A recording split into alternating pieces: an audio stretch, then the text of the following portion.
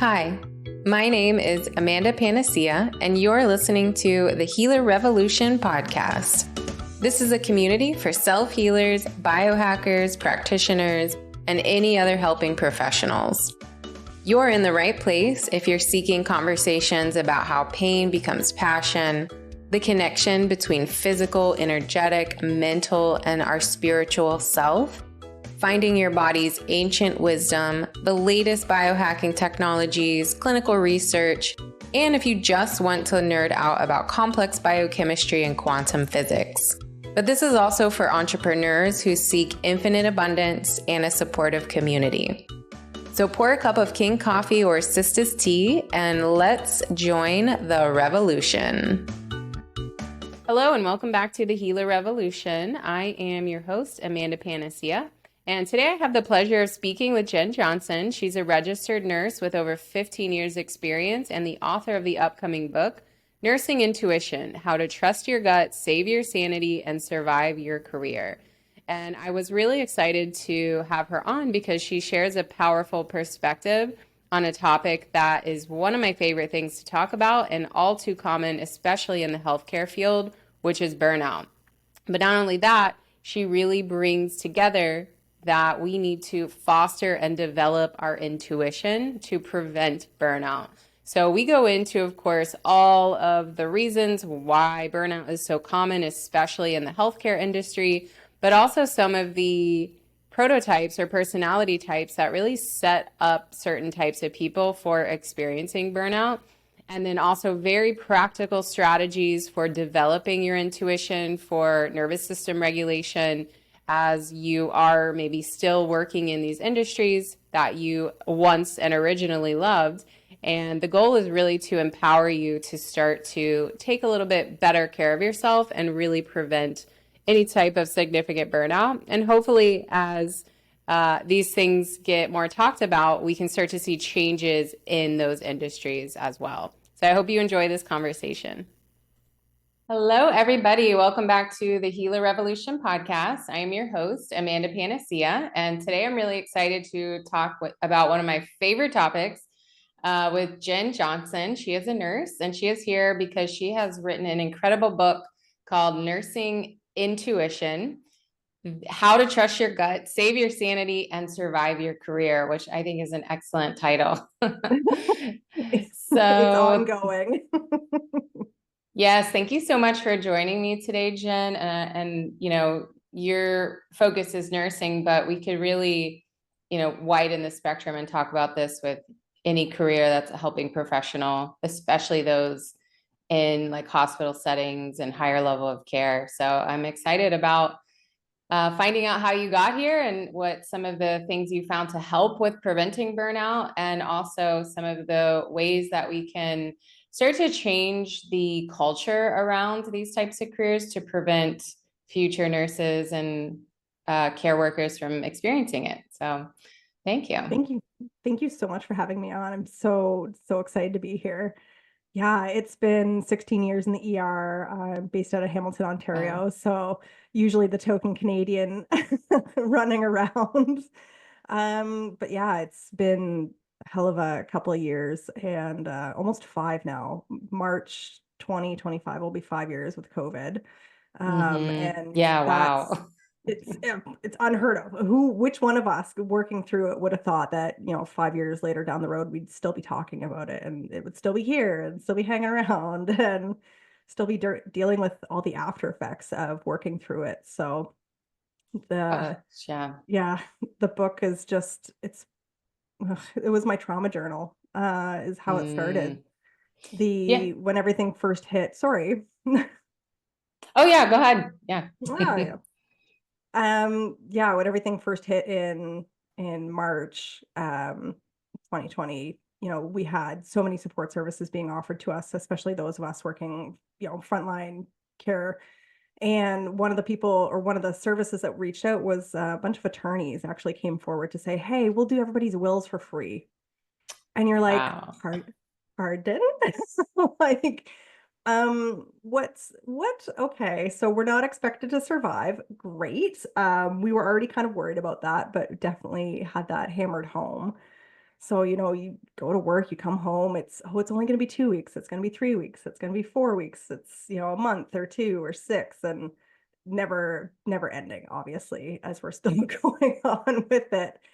And, you know, my breaking point hit in about May of 2020, having two little kids at home, having no access to daycare. My parents couldn't help out. My husband's mom was way up north. And, so I'd stay up all day and then I'd work all night. And then I'd stay up all day and I'd work all night. And for four in a row, sneak in naps where you could, but just completely, absolutely burned out so hard. And hitting the point of, okay, well, if I die, how do I explain to my kids that I chose to continue to go in? How do I get to that point? So started writing down the really good stories about how I helped people, and of course it just kind of train derailed into all the trauma that I'd been suppressing forever and a day. And the the stories just poured out of me. And in 6 weeks, the book was written, and I don't remember writing it.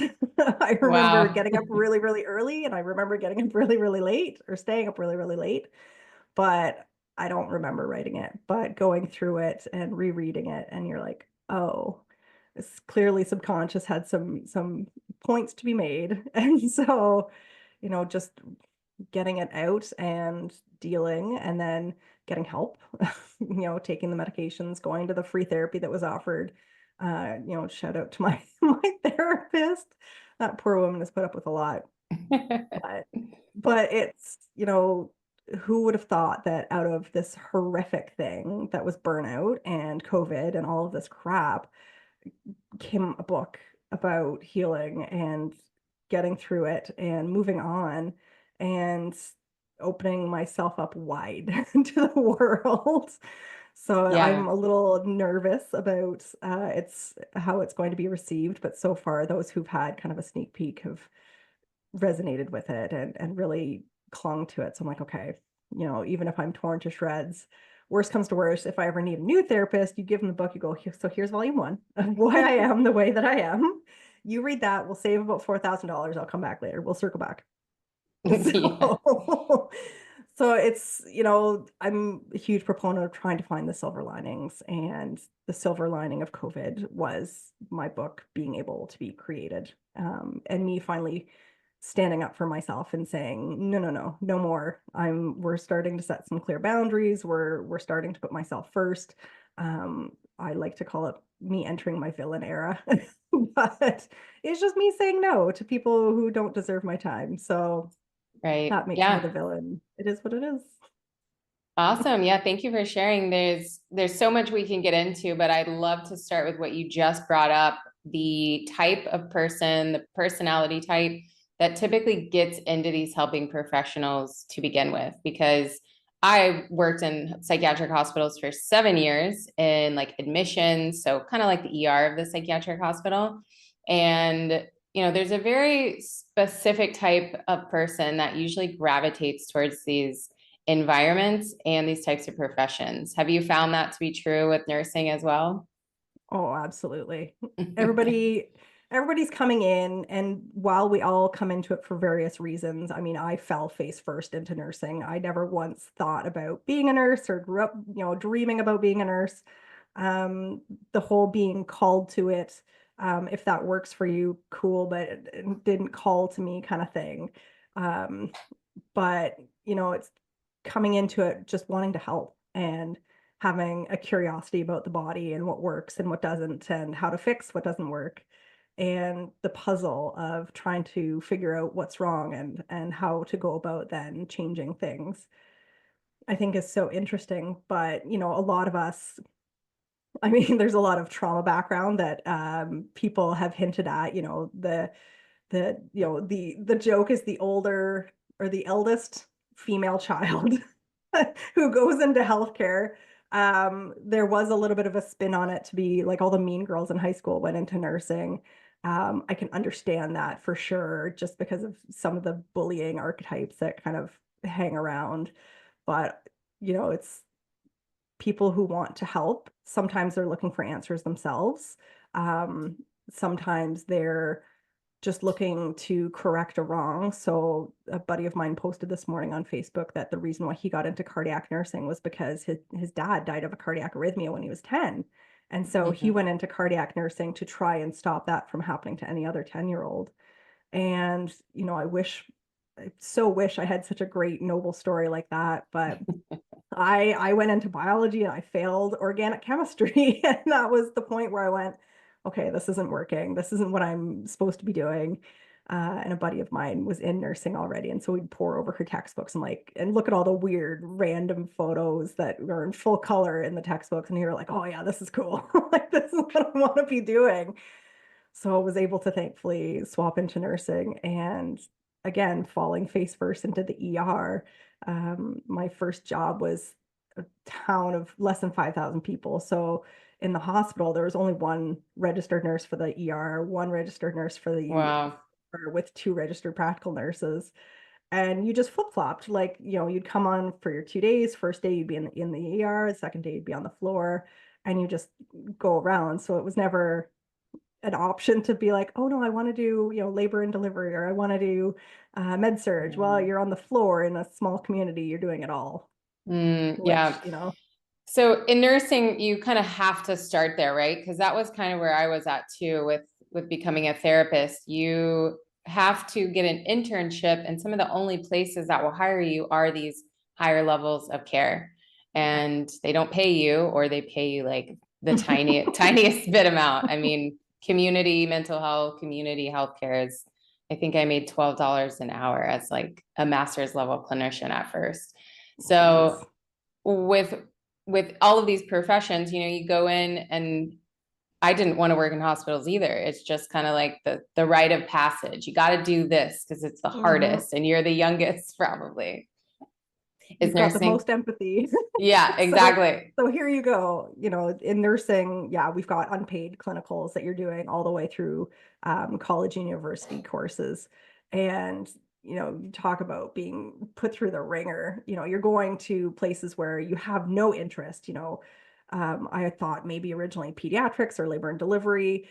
And, they're putting me in psych, which, I mean, kudos to the psych nurses, because that is not my jam. Like, I, in theory, love psychology in theory. I ended up actually getting a second year-long course in abnormal psychology on top of the required, intro to psychology course, and loved it in theory. But in practice, like, it's not cut and dry. It's not, Yeah, only exactly. one thing. It's so messy, and people are so messy. And Yeah. so trying to figure out where you're going to go and being put into spots where you're, deeply uncomfortable. Starting going to forensic psych in Thunder Bay and having a little man tap on the glass, and my preceptor going like, oh, that's you're going to be your first IM injection of antipsychotics, which are ridiculously thick, and you can't even inject them through the needle sometimes. And this little guy looks, exactly like Charles Manson. I'm like, and he's just sitting there tapping on the glass, and you're like, okay. Like, Yeah. it scares the living daylights out of you. But most of these people are just looking for help, and they're just in the wrong place at the wrong time, or didn't get the right supports. Oh my gosh, nobody ever calls me. Stop that. It's okay. Honestly, no, it's a home Yeah. phone. Nobody has a home phone anymore. Probably spam, yeah. Yeah, and as an Always. oldest daughter here, Hey. I also went into the psychology counseling field because I wanted to help people with addiction. My family has a lot of addiction in it, and I just wanted to figure out, why are people like this? Plus, of course, I really needed therapy too. So I was like, I'll just kill two birds with one stone. And so when you're coming in with a passion like that, not everybody is cut out to be thrown around like the beginnings of these professions. And even doctors too, they really, really put you in the highest amount of stress possible towards the end and the beginning of that career. And it's almost like, I have to learn how to live with this lifestyle that is conducive to burnout, and see if I sink or swim kind of a mentality with a lot of these careers. Yeah. So tell us a little bit about so if you were doing 11 years before COVID even happened, were you already experiencing some degree of burnout? Were you already in this, not sleeping very much, working night shift, those kind of really long hours? Definitely was already kind of on the cusp, maybe not, maybe more psychologically on the cusp than like physically on the cusp. But once the physical meets the emotional, it just, you're rocked right over. Yeah. But, having my first 5 years, like had a horrible bully. So every day you'd go in and just, you pick up your little black cloud when you come into work and you hope you can leave it there when you leave, and you can't. So that was already kind of teetering when we moved back down south. God, it was so different. All of a sudden going from seeing maybe 5, 6 patients in a day, if that, to seeing 70 to 80 to 100 patients in 12 hours, and just nonstop, and having the coworkers be so amazing and so lovely and so supportive. And you're going, I'm already so thankful just to be out of that situation in the first place. But now, man, you guys are amazing. Like, this is so much fun. And having it completely rock my world in the best of ways to be, healing and feeling like I'm supported. Of course, kids come along into the mix, and having to do night shifts because of daycare issues didn't help things, but um, was holding it together pretty well. But again, swapping jobs again, we moved, and having another encounter with a bully, moving that job, having another encounter with a different bully, and finally going like, I don't need to put up with this. Like, this is ridiculous. These people suck. So I'm gonna go. I'm really sad because, the one job I thought was going to be my absolute dream job, a trauma center, and all this chaos coming in, and just like it's got this big glorious kind of reputation to it. And here you're like, it's really just like any of the other ERs I've been in. It's just you guys are getting incomings versus sending people out, which I'm like, oh, that's kind of cool. But there was a lot of attitude about, oh, well, we work at this place, and we're so much better than those coming in. I'm like, listen, you have no idea what that person looked like when they first came into that other ER. They stabilized, they did the blood work, they figured it out, they got them looking so much better, and then they're dropping them off to you, and you're giving them attitude. I'm like, no, no, no, no, no, no, not cool by any standards.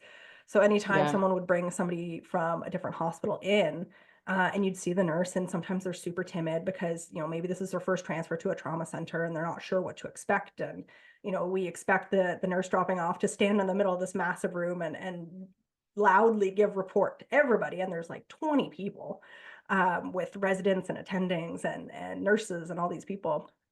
And they're scared. And to then have, comments about like, oh, you couldn't get like a third IV. And you're like, okay, that's enough. So if it was me kind of in the middle of everything, I would take the nurse aside and be like, hey, you did a fantastic job. I can't even imagine what that patient looked like when you got them, let alone, because they still look bad when we're getting them, but you did a great job. Like, is there anything, do you want to stick around? Do you want to watch? Do you want to see what we're doing?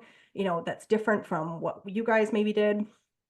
And most often than not, they've got to get back to their own home base. But, it felt really good just being able to support them on that end, because you never know, those people might come to us later on and then have that chip on their shoulder about, well, this is how we act here because this is how I got treated. Yeah, So I it's love that you brought up this like how impactful the culture is for how you feel at your job. And I know huge. everyone that works anywhere can resonate. I've worked alone at home virtually since 2016. So I've been not in any sort of teamwork for a long time, but absolutely, when you have certain types of culture, maybe a micromanaging supervisor, or if you're new and maybe you don't fit into the clique that already exists, as a team of people that has to take care of these emergency situations, you want to be able to trust and be vulnerable and not be so tense around the people you're working with all the time. So tell us a little bit more how that plays a really big factor in how quickly or how much you might feel burnt out, compared to if you were in this really supportive environment, but the work would be about the same. Yeah, I mean, it's everything. I mean, because you could be doing the same work anywhere, and if your team changes, even just a line change, it's your same environment, but you're changing lines you've picked up or you're swapped or whatever, and all of a sudden you're in a completely different environment. Even though it's still the same environment, it's just feels very different. And you know this walking in, right? You've picked up, you walk in, you're like, oh no, like I'm working with that one coworker that I very specifically chose this line to avoid, but here we are, so I'm just going to make the best of it. But you can feel the tension, right? You can Mm-hmm. feel the unsupported, very closed off kind of block from everything that's going on. And depending on how big of a problem this person is, it changes the whole tone of everything. So everybody who's from charge to triage to recess, like everybody's walking on eggshells around this one person. And you're going like, well, how is that? They're not in charge. They're not in a pivotal role theoretically, like within the ER. They're kind of in the back taking care of the admit no beds. But that person, even though they're kind of off to the back, has changed everything. And truly, so this is actually about to happen to me again. We had a coworker who has been off several times for behavioral issues, and we all thought there was no way that they were coming back this time, but sure enough, they're coming back. And there's talk about line swaps, there's talk about them doing orientation elsewhere and whatever else. But I can tell you, even with them not being in the building, the mood's already changed. We're already starting to have to worry about what we're saying, who we're saying it to, how the workflow is going to go, because this person, didn't matter what you did, they would be fine for months and months and months, and then all of a sudden would just blow up. And I'm talking screaming in your face, screaming at patients, and you wouldn't even see it coming. And so this is why we all kind of tiptoed to try and prevent this outburst. And you it changes just everything about, even getting prepared to go in for work. All of a sudden you feel the heaviness on your shoulders about like, oh, the dread about going into work, and Right. feeling already worried about what's going to happen. And you're not even at work yet. It's the Yeah. drive in, you're trying to pump yourself up, you're trying to, be excited to go. And you're like, oh, but what if that person's there? Like, oh, geez. Right. It And changes. It's huge for all angles, for burnout, just because it plays that big role into then the emotional angle of burnout, not just the yeah. physical one.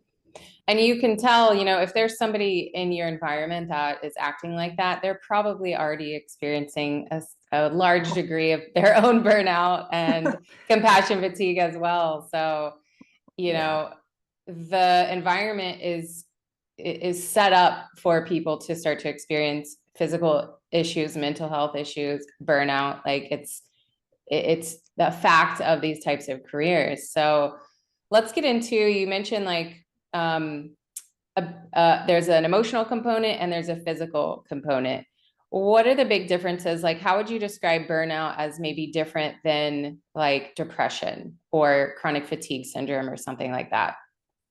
Yeah. So I've had depression. I don't have chronic fatigue, so I can't at least explain it from a personal perspective. But the depression mixed in with the burnout, the depression was just, you weren't laughing, or at least for me, I wasn't laughing. I wasn't joyful. I wasn't as exaggerated as I normally am. I very muted and very just kind of hunkered down into the box. You talk about the loss of doing anything you like, the loss of finding anything pleasurable. Those are big things. And so then you mix that with then the physical burnout symptoms of, like, I had no idea how big sleep was in the burnout role and cycle, like had no idea. So getting to a point of Even as a not, nurse, you weren't even even taught as a nurse, that. had no clue, completely. Yeah, It's the that's same as sad. like, I had kids and I thought, oh, I don't need to go to breastfeeding classes. I'm a nurse. I know how to do it. Idiot.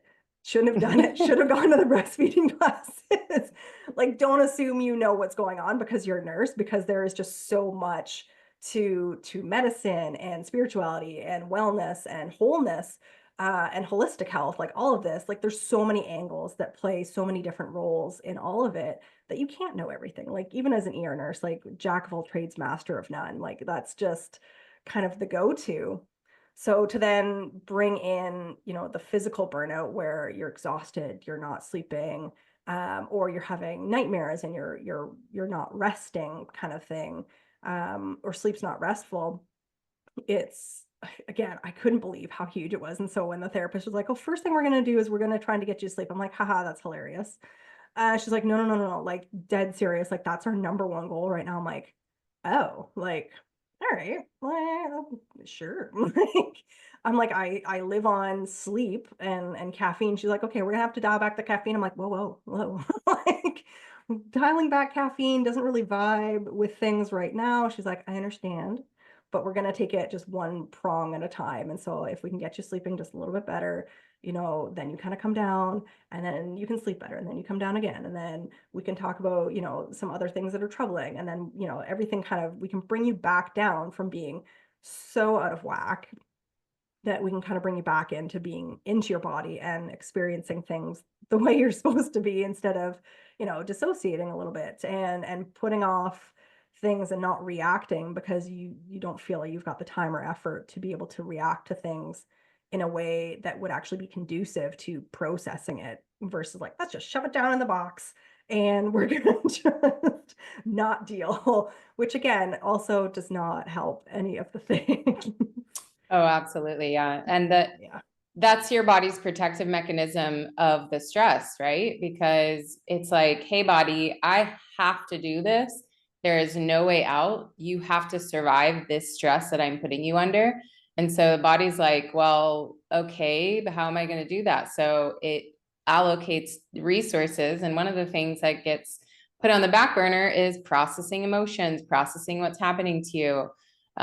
You've probably experienced this in the ER. A lot of nurses, this can happen to, and this absolutely happened to me, where you disassociate or you no longer are like startled or surprised or frightened by big, scary, traumatic things that might happen. And you become very monotone and people feel like nothing bothers you. Wow, they just did that really They're traumatic so cool. situation. Yeah.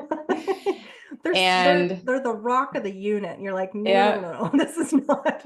And then they went and ate their lunch. Like it didn't even bother them. Like, or like somebody passed away, like something really huge that you would expect all humans to have an emotional reaction to.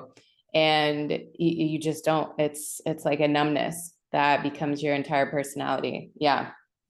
I Yeah, definitely experienced that. And then, like you said, coming back into your body, learning how to feel what you're feeling be in the present moment, all was just yeah, paramount for recovery. yeah. It's hard, right? Because especially in the ER or actually anywhere, something traumatic happens, you're like, oh man, that's so awful. And you want to sympathize, you want to feel the emotions and you want to be there for that family. But at the same time, you've got Betty ringing the bell I need a warm blanket. And you're like, ma'am, I'm really Yeah. trying to hold it together right now. And, it doesn't help when people are like overtly rude and condescending and or coming into the resuscitation room while we're trying to code somebody and making demands and looking and playing peekaboo kind of thing. You're just like, it irks us to no end because we're very protective of our patients and our patients' privacy as best we can, especially when it's a life or death scenario. And so when somebody comes in, then you've got that feeling of sorrow and hurt and guilt about not being able to help that person. And then you've got the anger and the frustration and just pissed offness at this other person. So unfortunately, like the pissed offness always rules. And you end up snapping back at that person much more than you would any other time. And you can your manager calls you in, you're like, look at like it was a stressful scenario. I'm sorry, the stress won. Is it a great excuse? No. But how else do you convey to somebody who's very obviously not understanding the severity of the scenario that this isn't a good time right now? Like you need to just go into your room and wait and do not come in here. Yeah. Well, that's part of the managing the infinite amount of things you have to do as a nurse or as someone who's working in a hospital or any other type of higher level of care is managing yourself, managing the task at hand, managing other people's personalities, managing the policies and procedures. I mean, it's a to-do list, an endless task list that would make anyone kind of feel dizzy and maddening. So it makes sense that there would be some level of breaking point that I think we would all experience. Like you mentioned, your coworker, you know, they might be pushed in that direction. You might be pushed in another direction while another person's pushed more into that disassociation. Yeah, and you figure out through the years how to best deal with it in the moment, right? So being empathic, I want to go in there, I want to cry with the family over what's happening, but knowing that those emotions aren't mine. So I need to just give it a minute and go, okay, deep breath. And, yes, I will hug families, I will cry with families if it's, appropriate. But it's never to the point of where the family's comforting me because that's, the whole role reversal and that needs to not happen. But showing empathy and to the family, like I've never had it personally, so I'm hoping that it provides them a little bit of comfort to know that the providers that are caring for their family member feel it, not as much, but they're feeling it. And to know that there are patients who we carry around with us even after they've gone. Yeah, absolutely. 17 years. I've got one. And she's still there. She's always going to be there, but it's dealing with, I was lucky enough to stay in contact with the family and, would get little updates once a year, twice a year. The girls are doing great and, I'm getting remarried and all these things. So, being able to watch people heal is actually been phenomenal because we never get that. We just see them as a mess and then leave the department in a mess. And you just hope for them that they heal as best they can given the scenario. But you always wonder. Yeah, absolutely. It's emotionally draining as well, like you mentioned, when you're just seeing people on the worst day of their lives over and over and over again. And over and over. Or, it's stressful when people perceive that it's their worst day when I professionally know it's probably not. And then trying to get that mismatch to kind of come together a little bit. And, a lot of my job is just calming people down to a point where we can actually talk and I can actually get out the story and figure out what's actually going on. And it's a skill in itself that's taken forever a day to kind of to get to a point. So, they every now and again they'll be like, oh, Jen's the psych whisperer. She's really bonded with that person who's, experiencing some dissociation or they've tried to harm themselves or they've got a plan but no action kind of thing. And I'm just like, again, like I don't know what it is that, for some reason they resonate with me and I don't get it, but I appreciate it. It's probably because you've been there. So you're speaking from experience and there's empathy there, even if you're not having a good day. People can absolutely feel that energy of like, I understand what you're going through. So let's go back to solutions because we could complain about the problems of the healthcare system for hours and hours and hours. And you're in Canada and I'm in the United States, so there is a difference, but not not enough for the employees. It's still unfortunate, no matter where you go. You just got a price tag attached to yours. Yeah. So let's go back to sleep because one of the biggest issues with working in a hospital system, really working in any building these days, is the horrible lighting. And especially if you're working the night shift and you're staying up all day, not only are you not sleeping, but you're under constant terrible light that's not conducive to the body understanding what time of day it is. So you've got already the stress of not sleeping, but then you've got the stress of your body being like, we are so confused. Like, we're just pumping out cortisol nonstop. Like this light information is confusing to us. So what were some of the biggest steps that it took you to start to get to sleeping more regularly? Obviously, the work schedule is probably number one, but you don't just, like you said, you kind of laughed, like it's not like, oh, I don't have to work, therefore I'm going to be able to sleep. Like your body is, that does not work like that. So tell us about how you got back to sleeping. Yeah, having it be a conscious effort, I think, was one of the things that you're finally giving yourself permission to then focus on it, because it's such an underrated thing that we just assume is going to happen, and we're assuming that it's going to be fine, and whether we get 2 hours or 8 hours, it doesn't matter. We're fine. We're fine. We're just going on.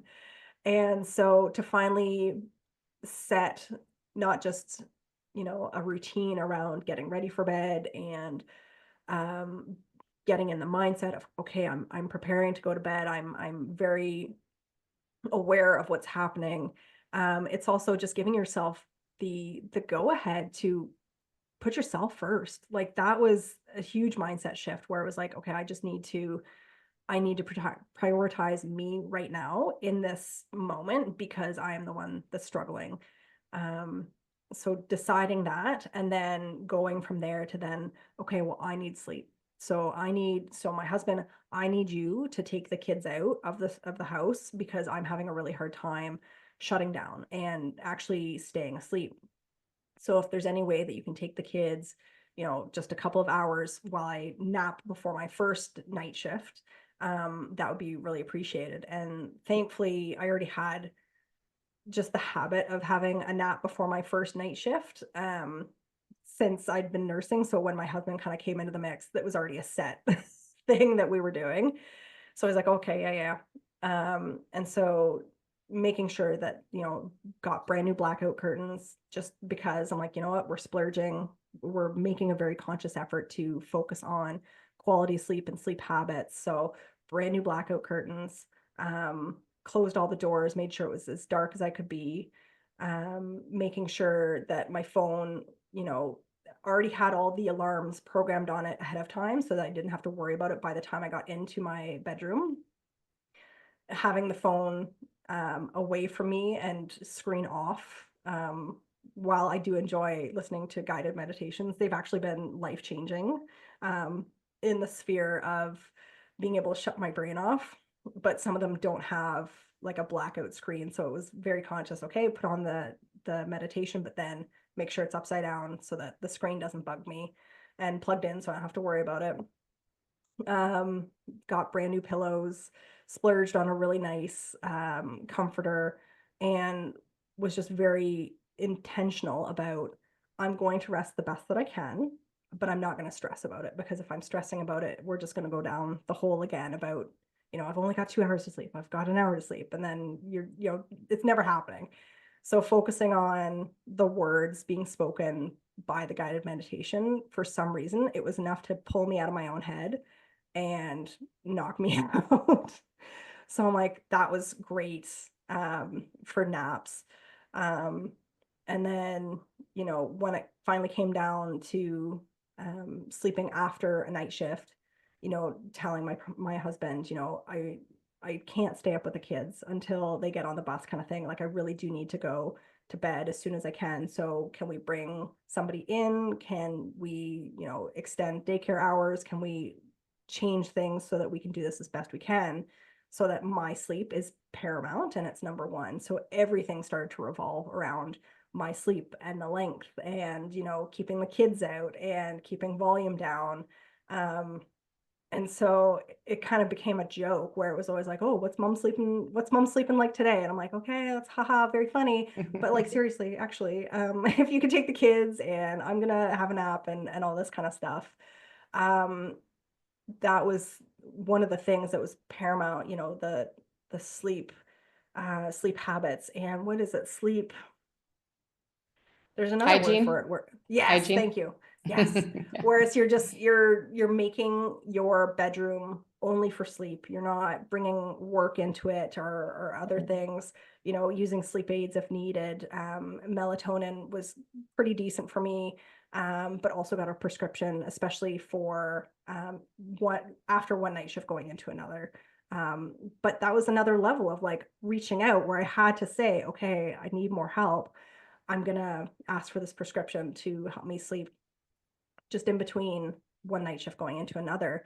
And it was great. It got you over that hump. Obviously, it wasn't for everyday use, but it was enough that I got enough sleep and it was sound enough that I could finally start recovering. And, once you kind of got into the habit of all that, it took a couple of weeks, but, night and day, absolutely night and day. Oh yeah. Sleep is an absolute first thing on anyone's list that I work with as well, myself included. And yeah, there's no, don't feel bad if you're at a situation where you need any sort of assistance, whether that's melatonin or when I was at my most sick, I also used prescription medications with the intent of titrating off of them and only using them for emergencies.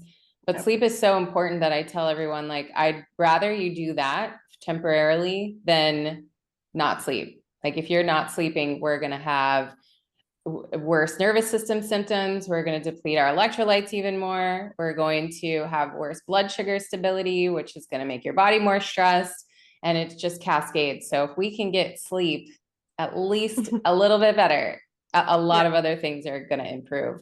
And of course, you can't think when you're not sleeping. Your brain shuts off. You're done. Yeah. You want to talk about momby, like, oh man, it was like right back to those days of couldn't tell you if it was day or night or what's happening or who's where. It's just get through the next minute, get through the next minute, get through the next minute.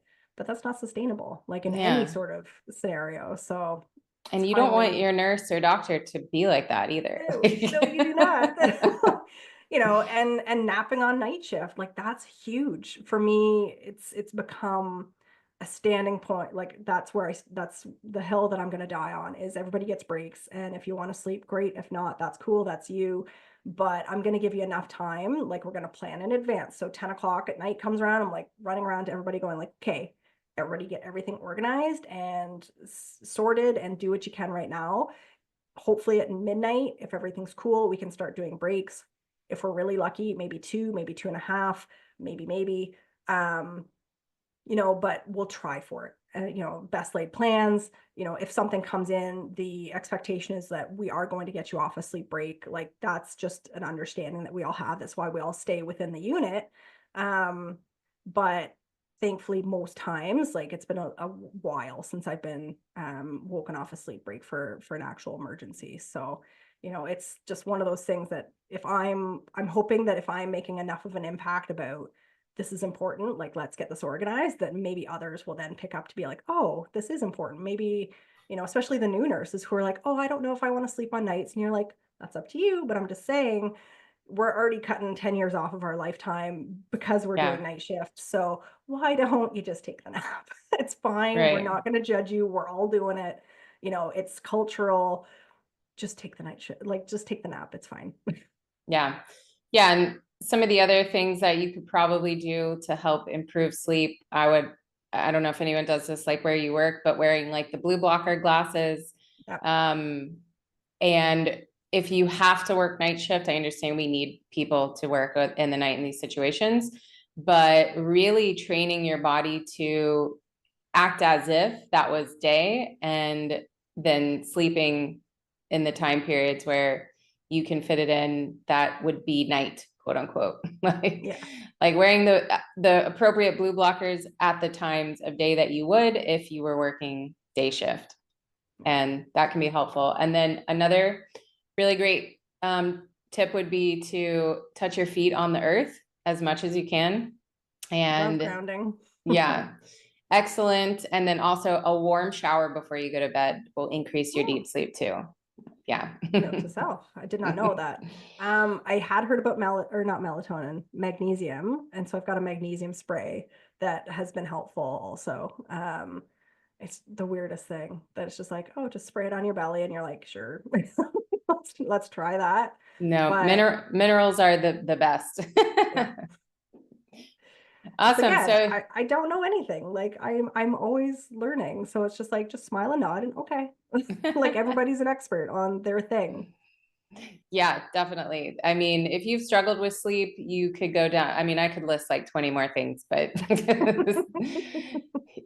what works for some people will not work for others and vice versa. So let's get into while you're at your shift, because of course the culture a lot of times you said is go, go, go, drink caffeine, don't take breaks. When I worked in hospitals, I didn't eat dinner. Like I worked like 1 p.m. to 11 p.m. for a while and 3 to 11 and never took a break, never ate dinner. So what are some things people can do if you are working in these hospitals and higher levels of care that can help prevent that burnout?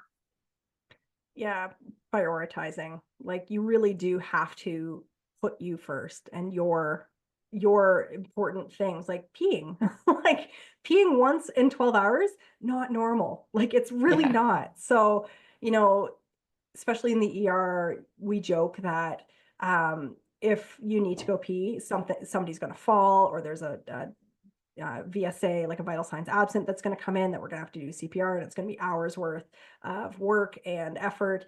And so we need to start realizing that when you first get that, signal to go pee, we actually stop and we go, okay, anybody really need me in this minute? Can I take 5 seconds to jot across the hall, have my pee? And then me personally, like I'll pee and I'll take the minute, but then I actually very forcefully like, okay, put your shoulders down, take a deep breath in, and like just kind of regulate a little bit, because you know that you're already just tensed right up and you're in fight or flight, and you're just going with the adrenaline, which is great, except for when it's 12 hours straight of adrenaline, it's not so great.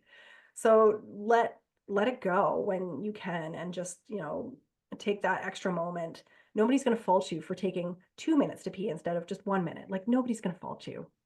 So just take the minute, you know, shoulders down, take a breath, and maybe start clumping like we clump care, right? So when you first go to see a patient, you'll do vitals, you'll assess, you'll already have meds ready to rock and roll, and a nice new big glass of water with ice, so that care is done for, theoretically you're good for 4 hours unless they need something else, so that you can see the next person, the next person, next person. That way you're freed up when somebody actually needs something more. You're not trying to still see person one or do this or do that. So start clumping your own care. So you've gone for a pee, you've taken a nice deep breath, you've taken a minute. Now go get yourself a glass of water. Because we're all notorious for not drinking water at all, myself included. Running on caffeine Yeah. and spite alone only gets you so far. So, take the moment to then very purposely put a glass of water in front of you, because again, you're more likely to drink it if it's right there while you're charting, and just have that. If you're finding that breaks aren't happening like routinely on day shift in our department, you don't really get breaks. You can pop out to get a little muffin or something at the small walking cafeteria that we've got. But it's not like a 30-minute, 45-minute sit down break where you actually have the time to decompress. If you're finding that that's usually the case, yes, bring your own lunch, but then also have like little snack bars ready to go. Your protein bar or a granola bar that you find is really comforting. If it has to be handheld, something that you can do, like if you need to in an emergency situation, trying not to make it the norm, but having a backup plan for when things go sideways, because they're always going to go sideways. Right. Yeah. And the people who work in these positions, you get really good at being so hyper vigilant about what's going on around you because it pays off. There's a benefit. You're in an emergency situation most of the time. So you become shut down to the internal cues, like needing to go to the bathroom, like drinking water, like resting those shoulder muscles. And the more you can start to develop that interoception of what do I need in this moment? Is it to go to the bathroom?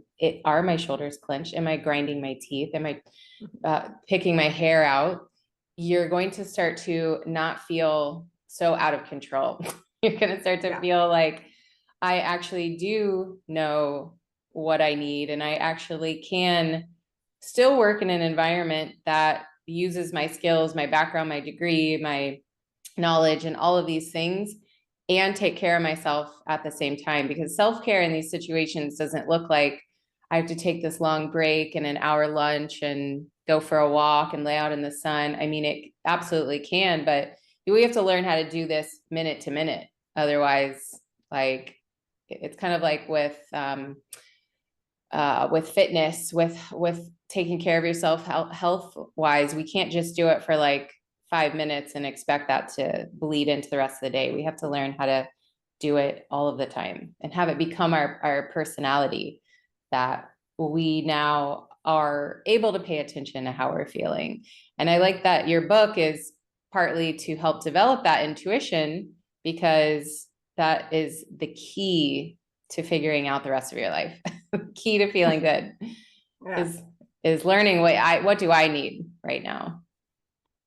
And giving yourself permission to actually answer, right? Like the female health providers, like we are so great at taking care of each other, but so crap at taking care of ourselves. And I don't know if it's just the stereotype of nursing or health provider where, you're only a really good health provider if you give all of yourself to somebody else and leave nothing for yourself. Like that's what being a good health provider means. We're starting to very quickly figure out that absolutely not. That is not the case, nor it should have ever been even a thought process that happened. We need to start empowering ourselves to advocate for ourselves and our needs and our breaks. So, thinking ahead to be like, okay, we don't have a really great schedule for breaks on day shift, but the system we use is We Buddy. So I'm going to talk to my buddy and go, okay, look at, I'm having a rough day. I really do need to take a lunch break today. Can we make sure to tag each other off in a timely manner? And maybe then we can actually go for 25 minutes, 30 minutes and actually have it be a really decent break. And maybe then we can actually get a lunch, maybe even a dinner, who knows? But it takes a lot of pre-planning, right? Because a lot of us, we just kind of go through the motions, go through the day. And then all of a sudden at 7 p.m., you're like, oh, I haven't eaten, I haven't drank all day. I've peed one time, but it's time for home, so it's fine. And then you come home and you're a train wreck and your family's on you and wants to be there and want to hang out and, dinner's not made. So maybe you're making dinner at that hour. And it's just like, Or you binge eat. oh, the binge eat, the snack accidents happen. So good. It's just like, that's not a way to really treat yourself well. And so sometimes I like to think of it as like, if you were treating your very best friend and your best friend was telling you all these things that they're doing in a day, as the best friend, you'd be going, are you nuts? Like, what are you doing? Why aren't you forcing them to take your breaks? Like, you're mandated to take breaks. And a lot of us aren't even putting in for the next break. So it's just a whole other, missed opportunity. And so, we need to start treating ourselves like our best friend would. You've got that really strong best friend who puts up with nothing and is on they're hyper vigilant for you and your wellness because they want to see you succeed. So why can't we be that for ourselves? So it's time to start kind of really thinking about us and our wellness and have that be at the very forefront of things, maybe before other things that really don't need to be right here, they can kind of move back a little bit. Yeah, absolutely. And so another part of burnout is the compassion fatigue and that feeling like the work that I'm doing doesn't matter. I'm not making a difference. And this is a big hallmark of these helping professionals. That's a little different than maybe burnout from being an athlete. So explain why does compassion fatigue happen, and what are some of the things we could do to help prevent it or reverse it or still feel really good about staying in these professions? Yeah, sometimes, compassion fatigue, you think, especially coming into nursing, you're kind of told the whole way through nursing school, you're going to help, you're going to save all the people, you're going to be great, it's only going to be good outcomes. When in reality, 80%, maybe not great outcomes, maybe okay outcomes for the moment, but then you're also wondering, well, yeah, I've saved them for this moment, but knowing full well that things aren't going to go well, and we're just going to deteriorate, but very, very slowly. And so it's really hard to watch, especially with the ER, and you're seeing the same people, these little men and women coming in day after day, and they're wasting away, and it's horrid to watch. And questions start to come up about, like, is this really a quality of life for these people that, is mattering? And it's hard to really come and change your perspective of caring, from caring until they're better, to caring for them, so they have a comfortable death, and being able to shift that mindset, and not thinking that death is necessarily the enemy, but it's just a fact of life. It's going to happen to us all. It's inevitable. We can prolong things to a point, but sometimes, life's got other plans. And so becoming comfortable with palliative care and palliative care techniques and principles truly has been a great way to be able to come to terms with compassion fatigue, because we do see a lot of these people and know full well that we are giving it everything we've got, but the outcome's still not going to be one that's a good one.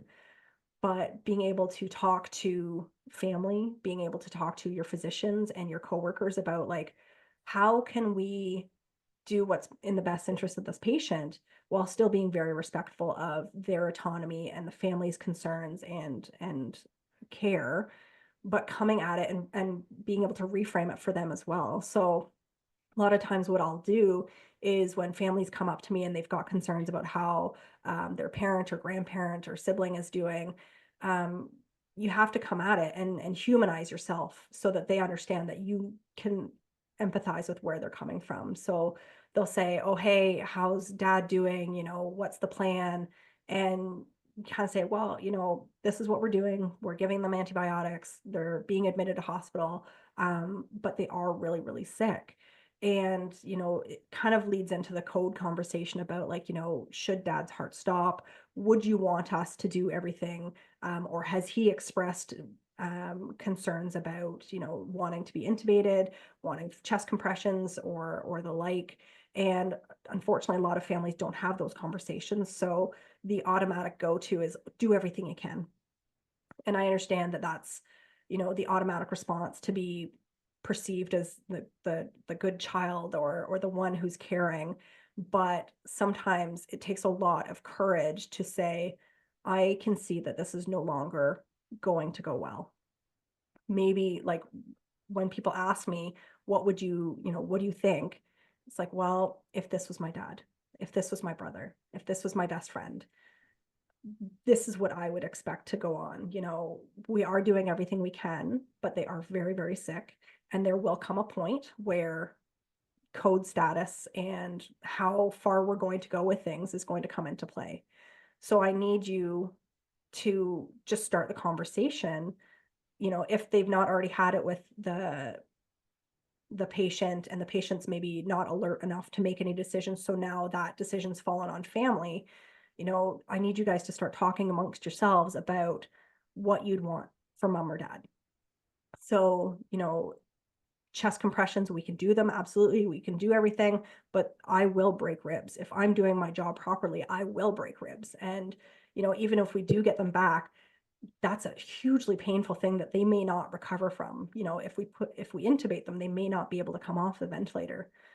But we have other options. Like, we can make them super comfortable. We can bring in palliative care and talk about what goals of care really look like at this point, and we can make them comfortable. We can have you guys come in, and we can put on music for mom and dad. We can have you guys, instead of witnessing a very traumatic,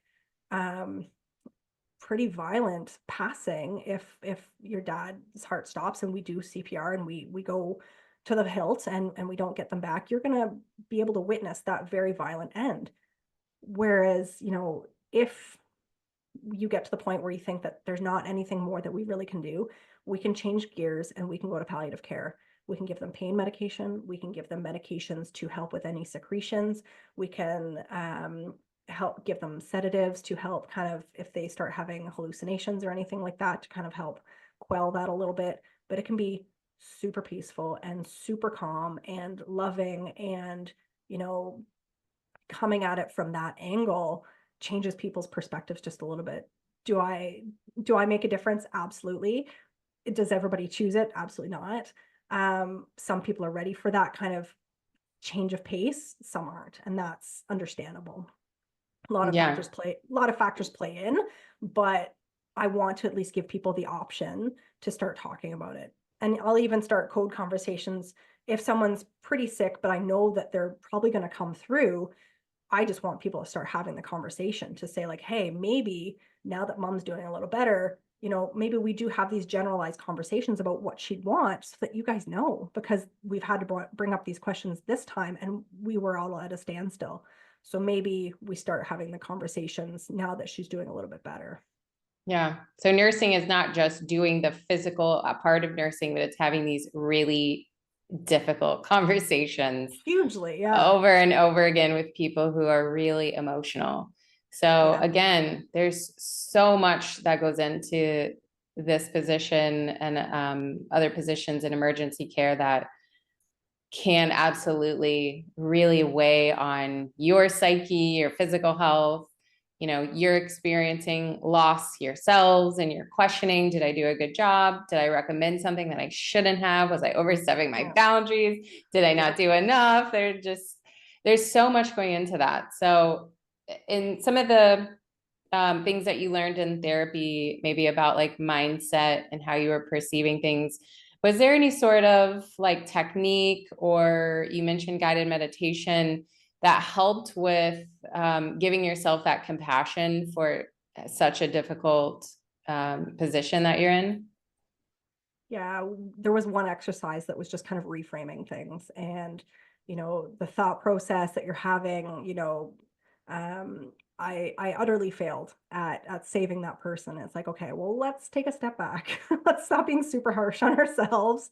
Give us a little bit of grace and like step back. You know, you do have times where you're just not mentally on all cylinders. So it's really hard to be able to come and give yourself compassion and understanding when sometimes it feels easier just to get really down on yourself.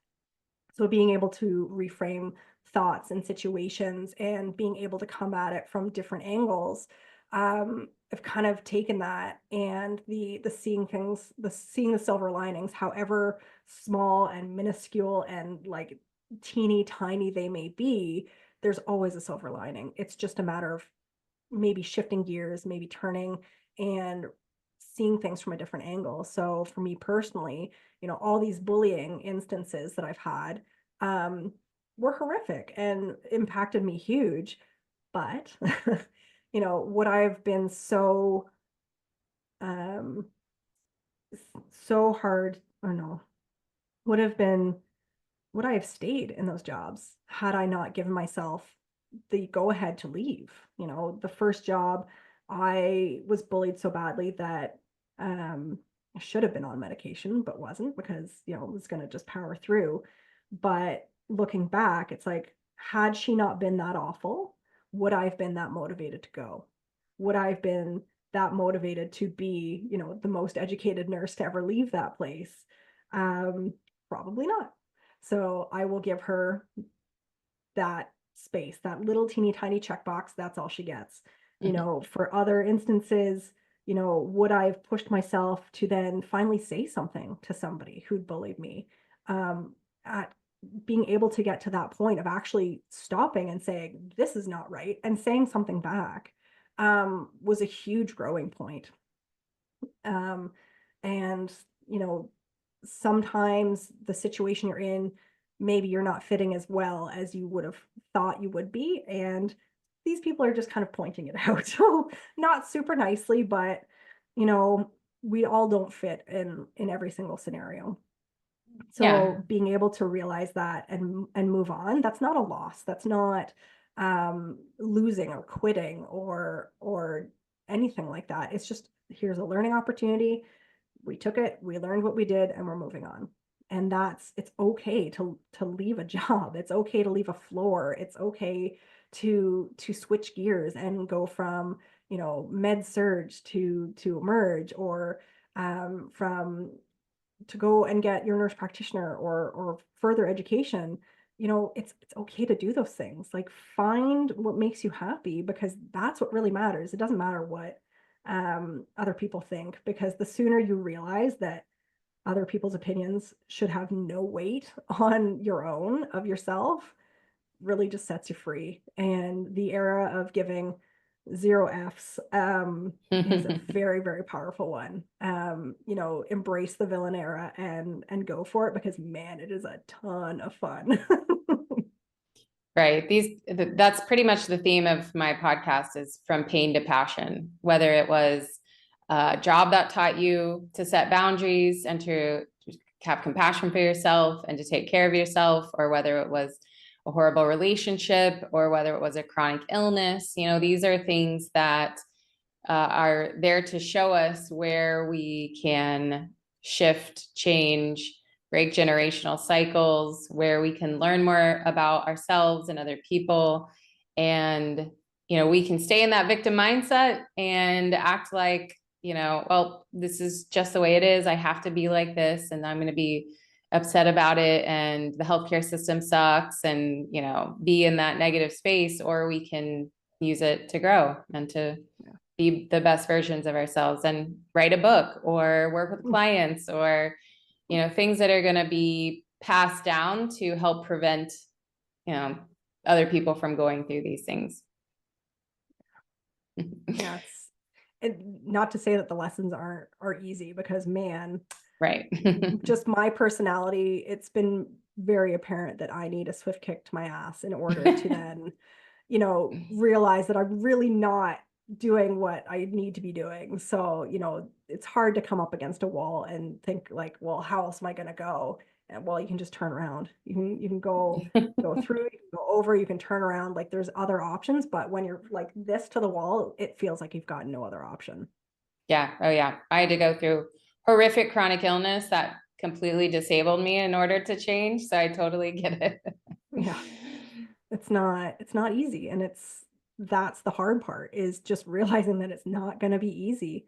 But, do you have the internal fortitude to say, forget it, and just do you anyways?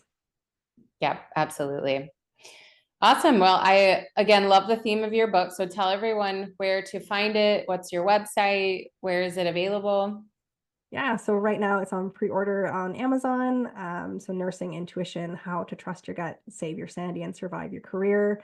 I've got a couple of journals also on Amazon. So if you search up Jennifer A. Johnson, RN, you can find everything there. You can find me on TikTok and Instagram at ernurse.jen with 2 N's, and LinkedIn, Jennifer Johnson, BSCNRN. I'm there and helping to help others grow and realize that there's more to what we're doing in healthcare than just what is super tangible. We need to start putting a little bit more effort into seeing outside of ourselves a bit. Beautiful. Thank you so much again for joining us. And thank you everyone for listening. I will see you all later. Thank you, everyone. I am just so thrilled that you're listening to the Healer Revolution podcast. This has been a huge passion project for me, and super therapeutic on top of that, helping me to use my voice and connect with other like-minded individuals. So if you're enjoying the podcast, please like and subscribe. Please share on social media or with your audience or friends or loved ones. I truly appreciate it. It does take a lot of time and financial costs to run the podcast, and it is not a moneymaker, let me tell you. So if you are enjoying this, I would truly appreciate your support just by sending me a post, a like, and a subscribe. Thank you so much.